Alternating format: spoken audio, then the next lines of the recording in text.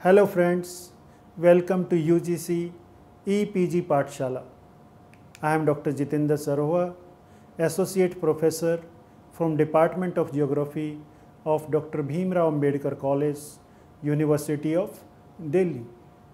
Today I am going to elaborate upon humidity, measurement and distribution, which come under the paper climatology. First of all, let us discuss what could be the learning outcome of this module. After going through this module, you will be able to understand various measures of humidity along with their advantages and disadvantages. You will be able to distinguish between absolute humidity, specific humidity, mixing ratio, vapor pressure, saturation and dew point temperatures. You will also be able to establish the relationship between temperature and humidity, and you will also be able to describe the spatio-temporal variations of distribution of humidity, and finally you will be able to describe instruments or devices used for measurement of humidity. You must have noticed that when you come under a running fan after having a bath with wet body, after some time the water from the skin disappears and skin becomes dry. Likewise, you must have observed that when a chilled water bottle from a refrigerator is placed on a table, after some time water droplets emerge on its surface. In the first case, due to evaporation, water gets converted into gaseous form, that is water vapor, and in the second, reversal takes place. This presence of water vapor in air is known as humidity. Water is present in the biosphere in all the three forms of matter, and change from one state to another activate the hydrological cycle. In this module, the focus is on gaseous form of water, that is humidity, and its measurement and distribution. The general term humidity refers to the amount of water vapor present in the air. Water vapor is gaseous form of water and its share is about 2% in the composition of atmosphere. The content of humidity in air varies from place to place and time to time. It ranges from almost zero in the cold and dry air of Arctic regions in winter to about 5% in the hot and humid equatorial region. However, the total amount of water vapor remains nearly constant. The presence of water vapor has a significant role in determining the weather conditions of a particular place. Indeed, meteorologists and climatologists have recognized water vapor as vital component of atmosphere as far as understanding of atmospheric processes is concerned. Presence of water in all three forms of matter in the biosphere is a unique gift of nature. Some of the several reasons for its great significance are following.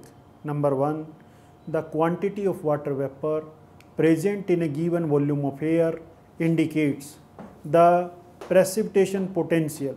Second, water vapor as primary greenhouse gas is a regulator of terrestrial heat. Third, the presence of water vapor represents the amount of latent heat stored up in the atmosphere for the genesis of storms, cyclones and turbulences. Fourth, it determines the stability and instability of air masses. And fifth and the final one is the amount of water vapor also influences human efficiency and health conditions. Water occurs in all the three states of matter: as solid in the form of frozen crystalline ice, as liquid, that is water, and as gaseous as water vapor. Water is converted into gaseous form from water vapor or water vapor by the process of evaporation. During evaporation, heat is absorbed. In the evaporation of 1 gram water, about 600 calories of sensible heat is converted into the latent form as the latent heat of vaporization. In the reverse process of condensation, water vapor changes into liquid state, that is water, and an equal amount of energy is released as latent heat of condensation. The change from liquid state to solid is called freezing, and from solid to liquid state, all of you know, melting. During melting, heat is absorbed, about 80 calories per gram of water. And during freezing, the same amount of heat is released. This heat is referred as the latent heat of fusion. The process of direct transformation of ice into water vapor is known as sublimation. Its reverse process is also known as sublimation or deposition or crystallization. In these transformations, about 680 calories heat per gram are involved. These changes in states and accompanying exchanges of heat energy have prime significance in meteorology and climatology. The hydrological cycle predominantly involves the three processes: evaporation, condensation, and precipitation. It is a massive system in which the vital link between lands and oceans is provided by atmosphere. It is energized by sun. Briefly, it represents the continuous movement of water from the ocean to atmosphere, from atmosphere to the land masses, and from land masses back to the oceans.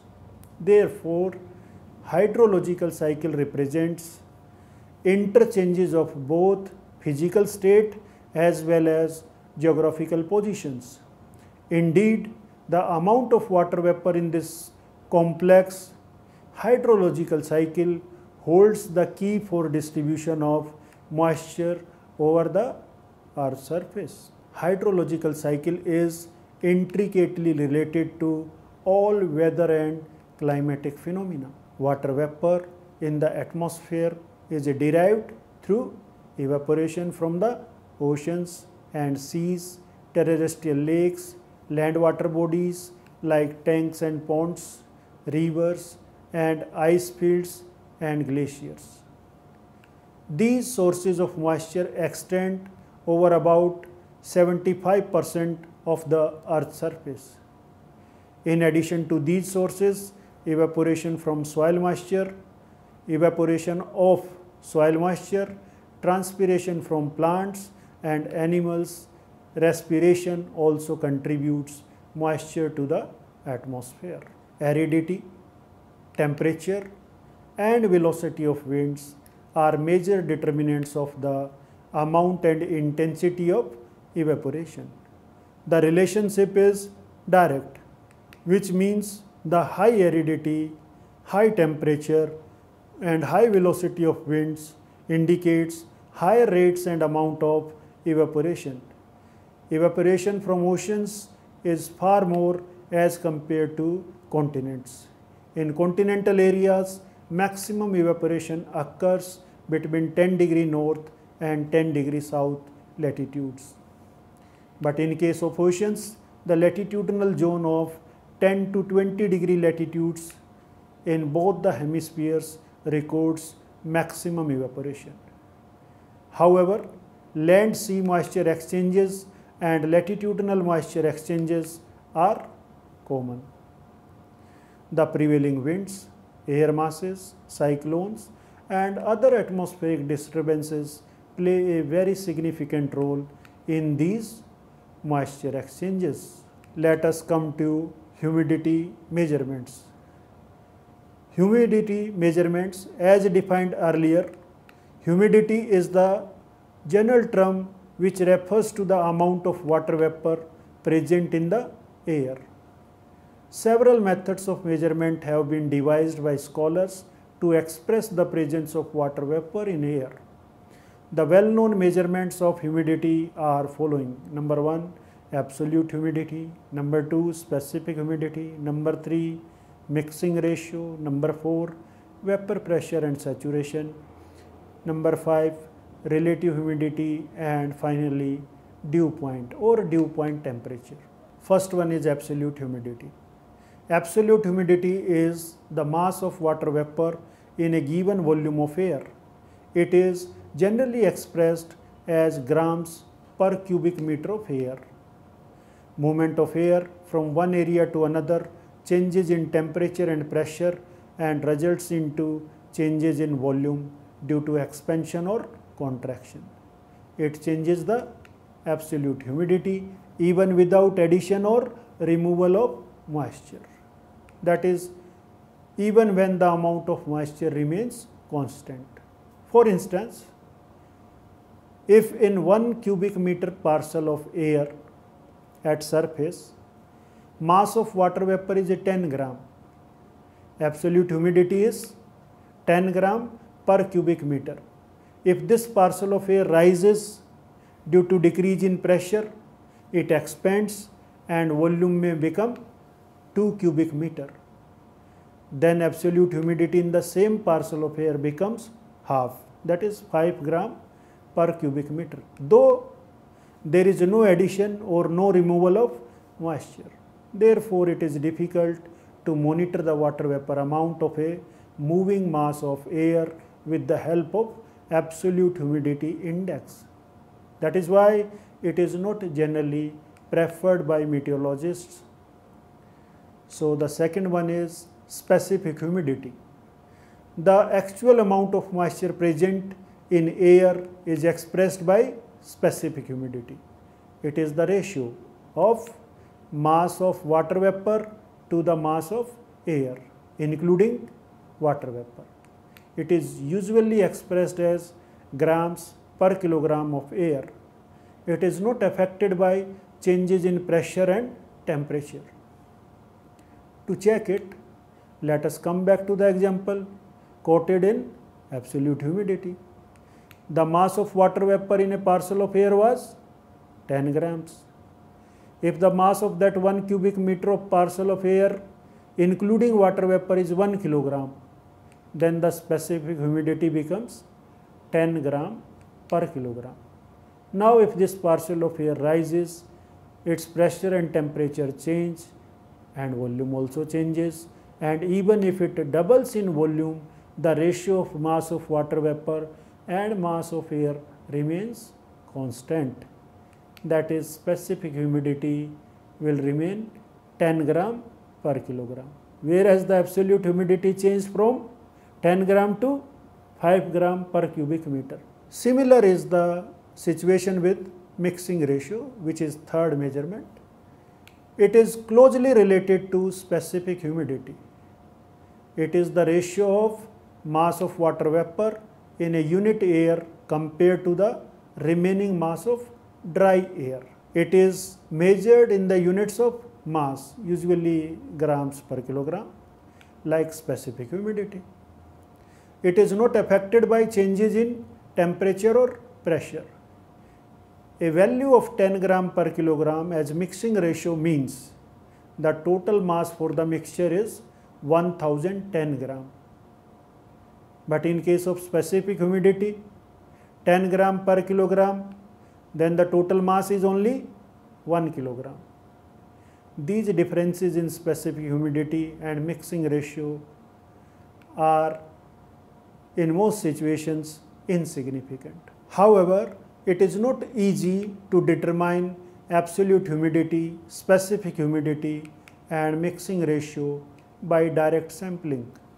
Therefore, other measurements like vapor pressure, relative humidity and dew point are used to express the moisture content of air. Let us come to vapor pressure and saturation. This measure of the moisture content of the air is derived from the pressure exerted by water vapor. It represents the partial pressure exerted by water vapor in the air. It is measured in the same units used for barometric pressure, that is millibars. Like other atmospheric gases, water vapor exerts pressure. Due to evaporation, water molecules are added in the air above and it is reflected by small increase of air pressure. This increased pressure represents vapor pressure and is defined as that part of total atmospheric pressure which is attributable to the water vapor content. However, with the passage of time, as more and more molecules evaporate from water surface and gradually increasing vapor pressure in the air above forces more and more of these escaping molecules to return to the liquid. Finally, at one stage, the number of water molecules leaving and returning to the evaporating surface becomes same. This condition represents saturation and this time period pressure is called saturated vapor pressure. The temperature of air at this time represents dew point temperature or frost point if that is below freezing. Saturation vapor pressure varies with the temperature and at temperatures below 0 degree Celsius it is slightly lower for ice than over liquid water. Therefore, if temperature of the air increases, then the amount of moisture required for saturation will be more. The saturation vapor pressure is temperature dependent as reflected in the table. At higher temperatures, more water vapor is required for saturation. It is noteworthy that for every 10 degrees Celsius increase in temperature, the amount of water vapor needed for saturation almost doubles. Thus, 4 times more water vapor is needed to saturate 1 kilogram air at 25 degrees Celsius than air at 5 degrees Celsius. The difference between the water vapor holding capacity and the actual amount of moisture present in the air is known as the saturation deficit. Now come to the next measurement, that is relative humidity. Relative humidity is defined as the ratio of the actual water vapor content in the air to the amount of water vapor required for saturation at that particular temperature in the same air. Therefore, it does not represent the actual amount of water vapor in air, but shows only how far or how near the air is from saturation. It has no unit of measurement and is always expressed in percentages. For example, at 20 degrees Celsius temperature, 1 kilogram air gets saturated when it contains 14 gram of moisture. Thus, if that air has a presence of 7 gram water vapor, the relative humidity is expressed as 7, that is actual, divided by 14, that is saturation capacity, multiplied by 100. And it gives a value in percentage, that is 50%. So, relative humidity in this case is 50%. The relative humidity can be changed in 2 ways.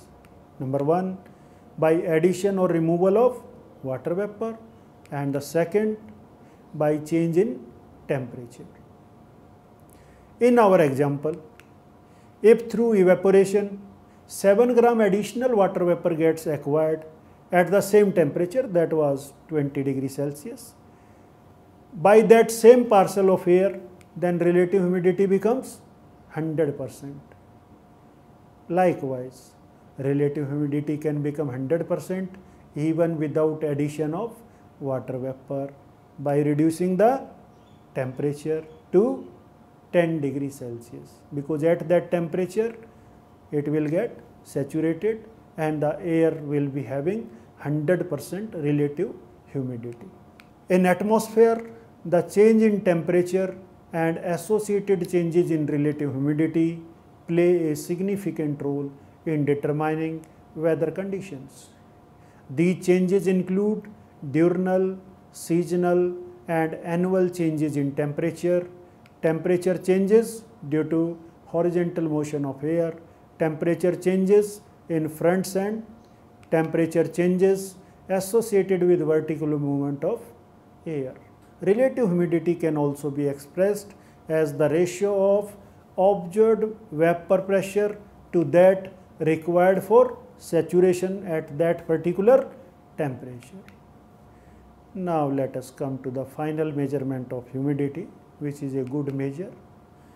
It is known as dew point temperature or simply dew point. It is another significant measure of humidity. It represents the temperature to which air is cooled to achieve saturation. You can recall the example quoted in relative humidity, that at 20 degrees Celsius, if the water vapor content is 7 gram, then what was the relative humidity? 50%. If temperature is reduced to 10 degrees Celsius, the air becomes saturated with 100% relative humidity. It means what?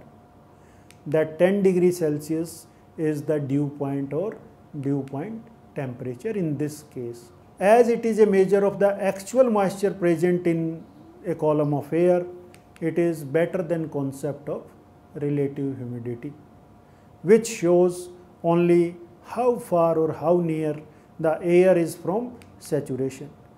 It is easy to determine because of its direct association to the amount of water vapor in air. Dew point temperature has emerged as one of the most significant measures of humidity.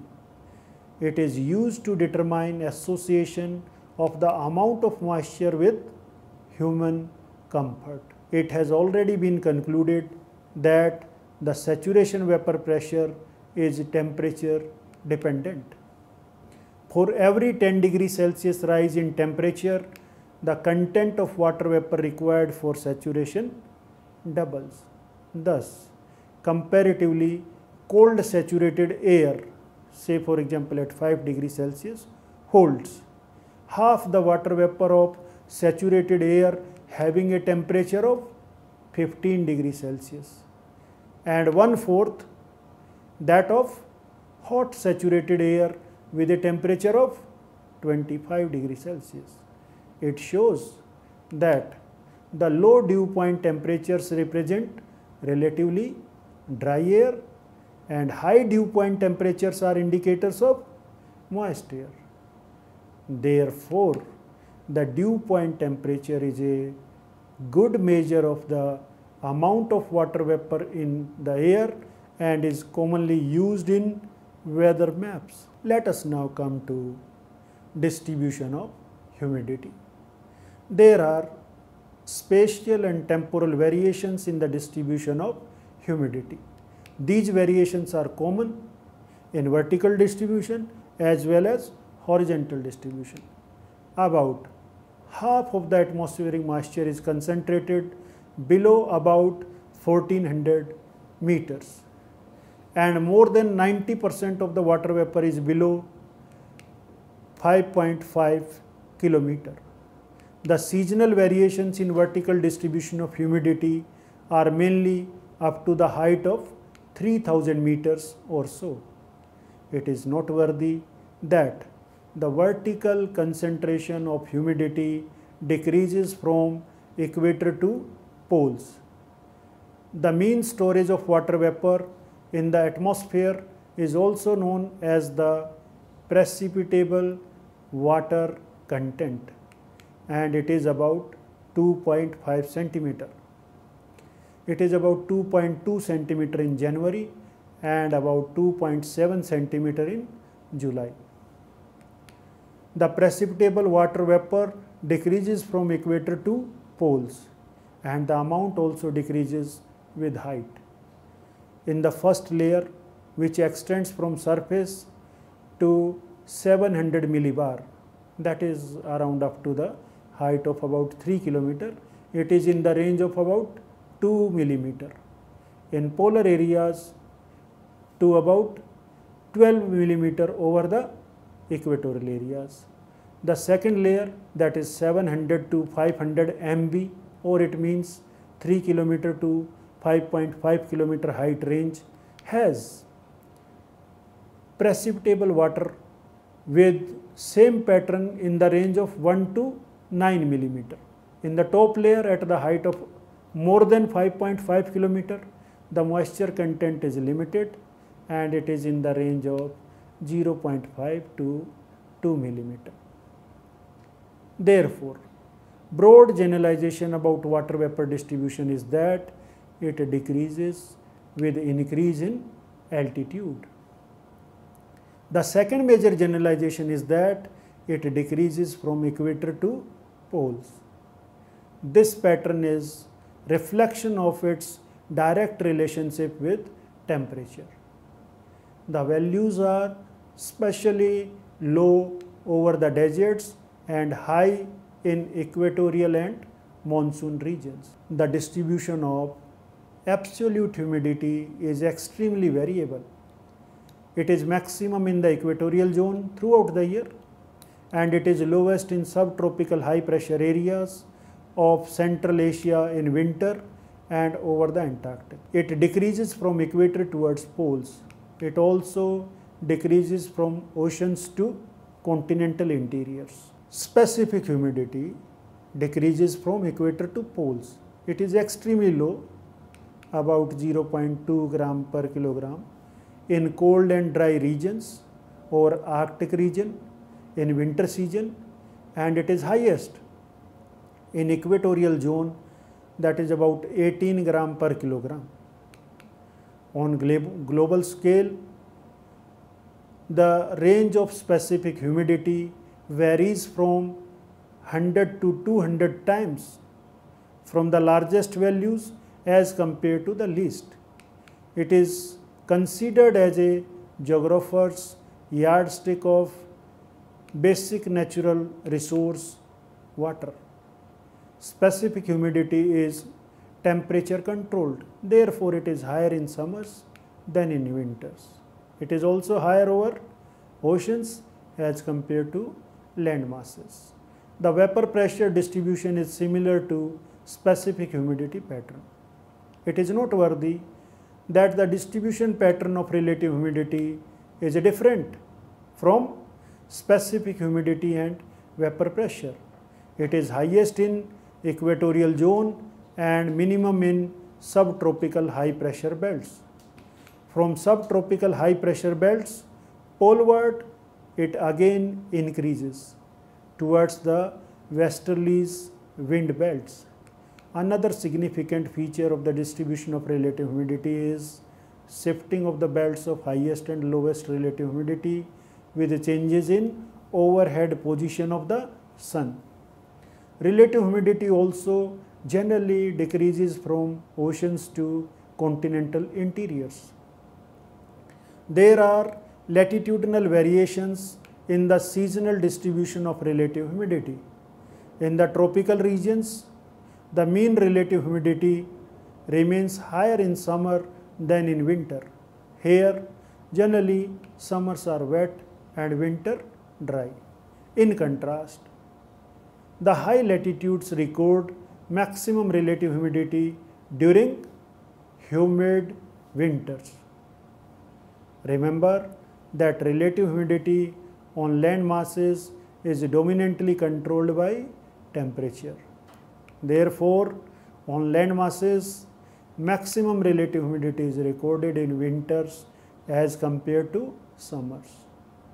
The exception to this generalization is monsoon region, where relative humidity is higher in wetter summer as compared to drier winter. The diurnal variation in relative humidity is also well recorded.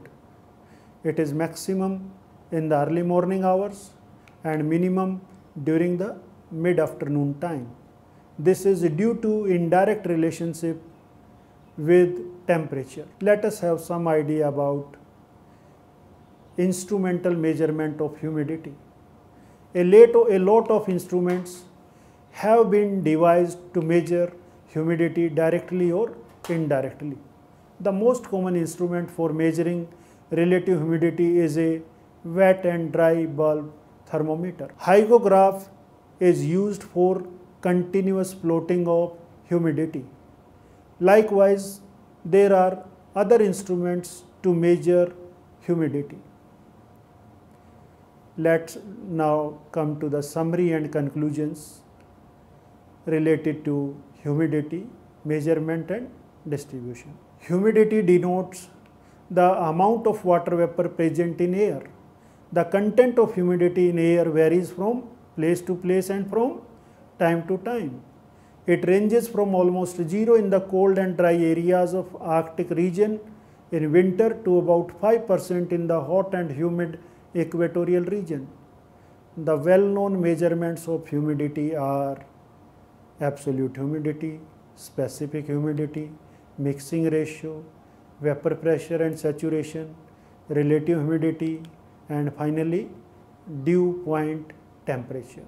There are spatial and temporal variations in the distribution of humidity.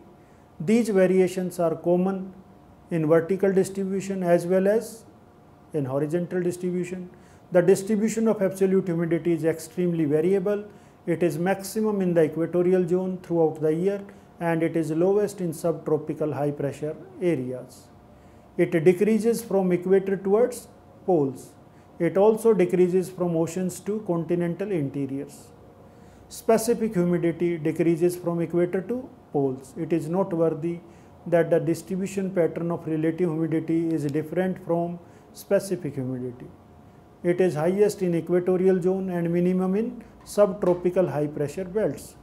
From subtropical high pressure belts poleward, it again increases towards the westerly wind belts.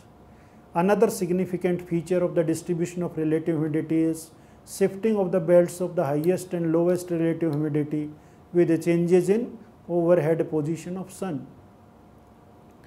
Relative humidity also generally decreases from oceans to continental interiors.